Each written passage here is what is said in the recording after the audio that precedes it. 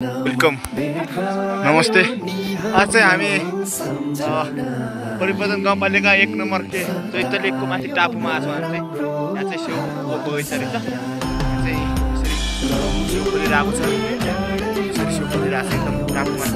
राम्रो रहेछ सेउ चाहिँ यस्तो फुलिरहेको छ। सेउ चाहिँ देखिरहेको छ हामी सामु फुल धेरै छ।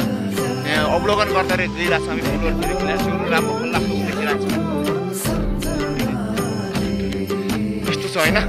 ठीक छ यार, यस्तो हामी सेउ बगैँचामा हिँड्छौँ। एकदम सेउ भएका सानो सानो पैसा मात्र लगभग चला यसरी फलेको छ। त्यहाँतिर सेउ फल्न त फलेको छ। हामी कता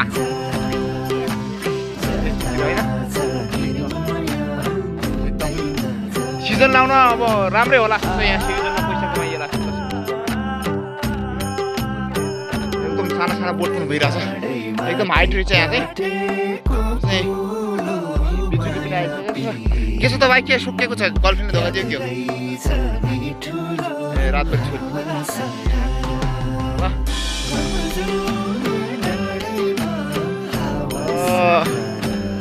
हाम्रो टोली यस्तो छ। ओ हेलो के ठाउँ?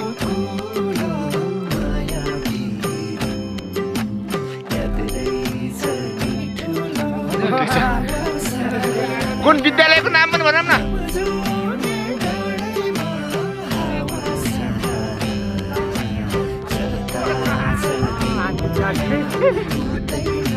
एकदम ठिक छ ठिक छ। यस्तो विद्यार्थीहरूलाई घुमाइल्याउन पनि एकदम राम्रो कुरा हो। घुमाइ पनि ल्याउनुपर्छ विद्यार्थीहरूलाई। ल चाहिँ हाम्रो गाउँका एकदम ज्येष्ठ नागरिक इमानदार मान्छे